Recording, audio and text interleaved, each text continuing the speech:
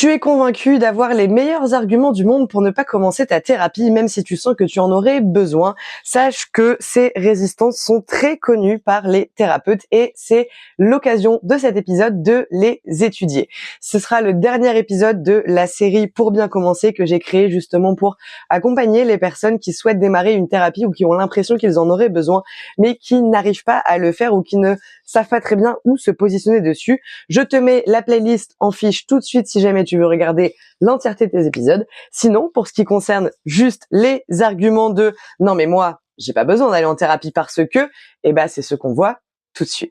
Petit point organisation, pour répondre à tous les arguments que je vais amener dans cette vidéo, je vais souvent me référer à tout le travail que j'ai fait sur les 5 premiers épisodes pour ne pas alourdir le discours. Je mettrai systématiquement en fiche, ça s'affichera juste là, les vidéos concernées avec le timer et si vous avez la flemme de faire des captures d'écran à chaque fois, je vais évidemment vous mettre, vous me connaissez bien, un document Excel avec un joli tableau qui vous répertoriera tous les arguments, les réponses que j'y apporte et à chaque fois en parallèle, vous aurez la vidéo concernée avec l'argumentaire ainsi que le timer pour retrouver ce passage dans la vidéo en question. Premiers arguments anti-démarrage de thérapie, c'est évidemment les préjugés. Ils sont au nombre de 2. On a le fameux « la thérapie, c'est pour les fous » et « voir un psy, c'est être faible ». Alors, y répondre, c'est un peu une réponse globale, c'est-à-dire que déjà, c'est pas pour les fous la thérapie, d'accord? C'est juste pour les gens qui vont pas bien. Et aller pas bien, ce n'est pas être faible, d'accord? Nous sommes beaucoup plus nombreux à avoir des problématiques qu'à avoir zéro problème. Et enfin, démarrer une thérapie, ça n'est certainement pas un aveu de faiblesse, bien au contraire, c'est un aveu de courage puisque aller se confronter à un autre être humain pour lui dire « écoute, moi j'ai des problèmes, j'ai besoin d'aide et je suis prêt à me remettre en question », ça, c'est très clairement du courage. L'ego est un point éminemment présent dans les résistances à la thérapie. Il y a 4 arguments qui appartiennent à cette catégorie. Je vous les fais dans l'ordre avec les réponses associées. Le premier de ces arguments, c'est tout simplement « non mais moi, je peux m'en sortir seul ». Alors, il fait un petit peu écho à ce qu'on a vu sur les préjugés, sur l'idée que ce serait être faible que d'aller en thérapie. Mais surtout, il y a derrière ça cette idée que en étant seul dans sa tête, on peut tout à fait arriver à guérir.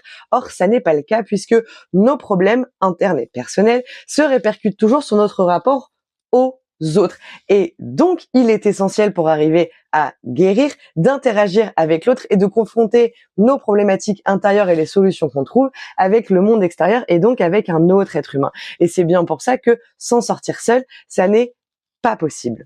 Le deuxième, et celui-ci je l'adore, c'est « je suis beaucoup trop exceptionnel pour que quelqu'un d'autre puisse me comprendre ». Alors sachez que si vous pensez ça, vous n'êtes pas exceptionnel du tout puisque c'est un point de vue qui est partagé par énormément de personnes. Et ensuite, je suis navrée de vous l'apprendre, oui, votre parcours individuel est exceptionnel par nature, puisque nous sommes tous différents. Par contre, votre psyché, vos mécanismes émotionnels, les mécanismes de défense, la manière qu'on a de réagir au traumatisme, ça c'est extrêmement commun dans le sens où on fonctionne tous pareil. Et que donc, du coup, il est parfaitement faux de penser que personne ne pourra vous comprendre.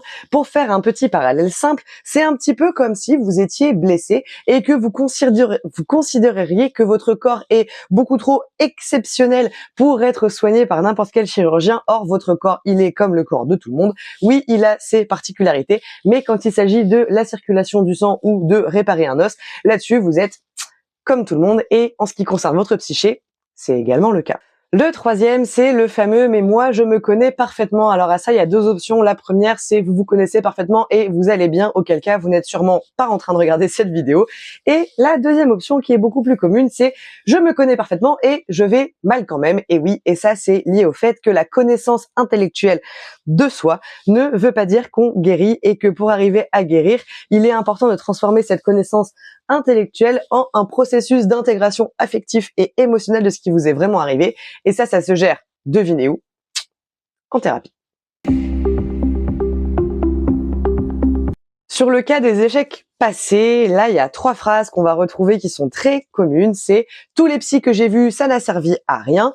Ils ont fait plus de mal que de bien. » Et la dernière, c'est « j'ai déjà suffisamment travaillé sur moi » qui est également la quatrième phrase de l'ego que j'ai dit juste avant, parce qu'en fait c'est à la croisée entre l'ego qui dit en fait c'est bon maintenant, moi j'en suis là, j'ai terminé, et en même temps ça renvoie aux échecs. Sur ces trois choses là, il y a une seule réponse commune et possible à ça. Donc toujours deux options, soit vous allez bien et théoriquement vous n'êtes pas censé être là, soit deux, vous allez mal, et auquel cas ça peut être lié à trois raisons qui fait que les thérapies avant n'ont pas marché. La première, c'est le manque d'alliance thérapeutique. Donc ça va être lié au thérapeute directement, au pluriel ou singulier que vous avez vu en amont. Ensuite, ça peut être lié au fait que vous n'étiez pas prêt quand vous avez entrepris ces thérapies. Donc là, c'est lié à votre développement personnel et à tout ce que vous avez construit en vous et le degré de confiance que vous avez en vous et de solidité interne pour aller vous confronter à certaines choses. Parce que parfois, quand on a vécu des traumatismes très lourds, il peut falloir un temps très long avant qu'on soit réellement prêt à en parler. Et auquel cas, si on entreprend des thérapies avant ce moment où on est prêt, eh bien, ces thérapies ne vont mener à rien parce qu'on n'arrivera jamais à oser aller là où on est censé aller. Et comme je l'ai dit sur l'épisode de l'entrée en thérapie, eh bien, quand vous êtes face à un bon thérapeute, il ne vous forcera jamais à aller là où vous ne voulez pas aller. Et donc, si vous n'étiez pas prêt à y aller, c'est normal que rien n'est guéri. Et enfin, la troisième raison, c'est peut-être que c'est tout simplement la mauvaise méthode thérapeutique. Ça ne veut pas dire que le thérapeute que vous avez vu était mauvais. Ça veut juste dire que la méthode n'était pas adaptée et que donc pour ça, il vous faut peut-être essayer tout simplement une autre méthode. L'argument de l'argent est également très présent. Alors généralement, il se décline sous deux phrases. Le premier, c'est ça coûte trop cher, et le deuxième, c'est je n'ai pas les moyens. Généralement, le ça coûte trop cher, il explique que il sous-entend l'idée que les psys sont trop chers. Autrement dit, ils se gavent sur le dos des gens qui vont pas bien. Alors il faut comprendre que le métier de thérapeute, c'est un métier qui est très prenant. Faire une séance avec un patient ou un client, ça demande beaucoup d'énergie et que donc c'est un métier qui ne se pratique pas en 35 heures. Donc la raison des prix qui sont pratiqués par ces professionnels, c'est tout simplement parce qu'ils ne peuvent pas pratiquer autant d'heures que dans un autre métier. Et l'autre point essentiel, c'est que c'est souvent des formations longues et ou coûteuses et que donc vous payez aussi, entre guillemets, le niveau de qualification de la personne et le temps qu'elle a passé à étudier, de la même manière qu'un médecin facture très cher ses séances ou son taux horaire. C'est le même principe pour les psychologues. Et la deuxième qui dit que je n'ai pas les moyens, là c'est plus intéressant parce que c'est l'idée que vous n'arrivez pas à dégager l'argent nécessaire pour aller commencer une thérapie. Mais aller mal, ça coûte cher. Tout simplement parce que quand on va mal, déjà souvent on prend des mauvaises décisions et les mauvaises décisions se répercutent plus ou moins toujours sur le plan financier. Aller mal, ça peut vouloir dire qu'on n'arrive pas à tenir un travail, donc on n'arrive pas à créer une carrière, donc on n'arrive pas à sortir du SMIC, ou on n'arrive pas à évoluer, bref, on n'arrive pas à faire augmenter son salaire de manière générale. Mais aller mal, ça peut aussi être développer des addictions. Et les addictions, ça coûte toujours cher, que ce soit la drogue, que ce soit le jeu vidéo, que ce soit peu importe le type d'addiction que vous développez. Tout ça, une addiction, ça a forcément un coût. Ça peut être aussi mal s'alimenter. Mal s'alimenter, ça a un coût aussi. Bref, aller mal, ça a un coût. Et donc, si vous avez les moyens de payer pour satisfaire le fait d'aller mal, vous arriverez forcément à dégager un champ d'argent nécessaire pour arriver à commencer une thérapie. Et si votre problématique principale c'est l'argent, je vous conseille tout simplement de vous poser, de faire vos comptes, de calculer quelle quantité d'argent part dans des choses dont vous vous foutez complètement, et que si vous deviez acheter aujourd'hui votre bien-être et votre santé, le fait d'aller bien et d'être enfin heureux, quelle quantité d'argent vous seriez prêt à mettre sur la table. Et vous verriez tout de suite que l'argument de l'argent s'effondre naturellement. Avec l'argent vient le temps, et donc ça on va passer très vite. C'est tout simplement le fait de j'ai pas le temps d'y aller, alors on va se mettre d'accord tout de suite. Trouver 1 heure sur une semaine pour faire quelque chose, c'est vraiment pas très compliqué, d'autant plus que maintenant il y a beaucoup de thérapies qui peuvent se faire en visio, donc il n'y a même plus la problématique du trajet, d'avoir une voiture, de payer un stationnement si nécessaire, etc. Dégager 1 heure dans une semaine. Si vous n'arrivez pas à le faire, qu'on se mette au clair tout de suite, c'est que vous ne voulez pas le faire. Et enfin, ça, c'est les arguments un petit peu les plus durs à débunker. C'est ceux qui sont à la croisée entre le déni et le manque de légitimité. Alors là, il y a 4 phrases. La première, c'est « moi, je ne vais pas si mal que ça ». Ça, c'est un peu un souci, c'est-à-dire qu'on n'arrive pas à voir qu'on va pas bien, ou en tout cas, on ne veut pas accepter le fait qu'on va mal. Ça, c'est compliqué à débunker, c'est compliqué à le voir parce que le principe du déni, c'est qu'on n'y arrive pas et que pour arriver à voir quelque chose dans le déni, généralement, il faudrait aller en thérapie. Donc là, vous voyez, c'est un peu le serpent qui se mord la queue. Encore une fois, toute la playlist que j'ai créée, elle vise aussi à répondre à ces phrases-là spécifiques sur le déni et le manque de légitimité. Ensuite, on a la phrase de « Moi, mes parents étaient top, j'ai eu une enfance de rêve. » Alors qu'on se mette d'accord tout de suite, vos parents sont sûrement géniaux, les miens l'étaient, mais des parents parfaits, ça n'existe pas et on a forcément des traumatismes dans l'enfance. Alors ça peut être à des degrés divers et variés, mais nos parents n'ont pas été parfaits, ils ont forcément merdé quelque part.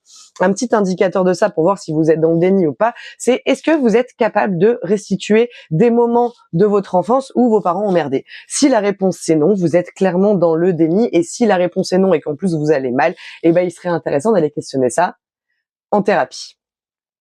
Ensuite, on a la phrase « Franchement, moi, j'ai pas de quoi me plaindre. Objectivement, j'ai eu une belle vie. » C'est « j'ai eu » ou « j'ai une belle vie ». C'est un peu la déclinaison, mais au présent, de la phrase juste avant. C'est l'idée de dire « Non, mais attends, moi, j'ai tout pour être heureux. » Souvent, c'est le tout social, c'est-à-dire j'ai un super boulot, je suis en couple, potentiellement, j'ai des enfants ou un golden retriever selon dans quelle équipe vous êtes.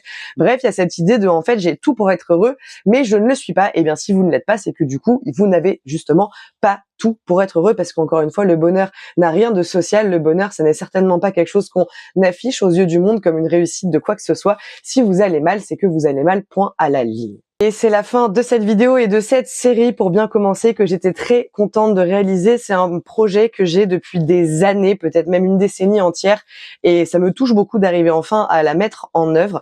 J'espère que ça vous aura plu. Sur le cas spécifique de cette vidéo des résistances à la thérapie, n'hésitez pas à me partager en commentaire ou par mail qui est dans la bio sur YouTube ce que vous en avez pensé, s'il y a des choses qui vous ont parlé, comment vous l'avez vécu. Je suis toujours très contente d'avoir vos retours, vos avis et surtout l'utilité des conseils que je donne. Voilà, j'espère que toute cette série vous aura aidé. Si c'est le cas, encore une fois, n'hésitez pas à me le faire savoir. Merci d'être resté jusqu'au bout et à bientôt.